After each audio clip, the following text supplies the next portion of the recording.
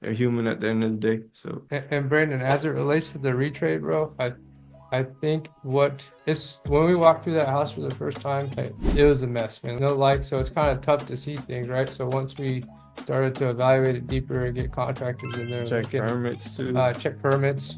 We're getting this deal under contract before checking permits. This was an in-person, on-the-spot thing. So after you start to do your due diligence and come to find out a roof is older than what they say, or hey, 17 years old. the plumbing hasn't been updated, or you find out a couple of the windows are janky. You just have to be honest with those people and let them know, hey, this is where we're at and why we're asking for a reduction in price.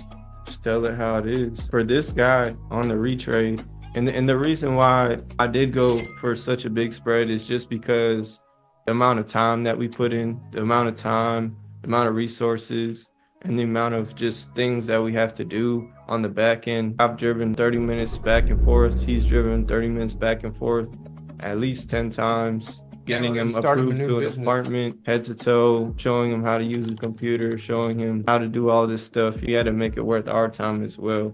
So that's why I went for such a large spread. But when I went for the retrade, I also made a video for him so that he could learn.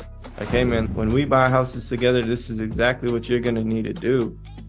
And I showed him the permit website. I showed him how old the roof was. I showed him it in the house. So we walked through the house together, pointed out all the things, showed him why, showed him what they're gonna be replaced and look like afterwards, and what the costs were and all of that stuff. And he learned a lot from it, and he did too. So just telling it how it is, man, and putting the facts in front of him.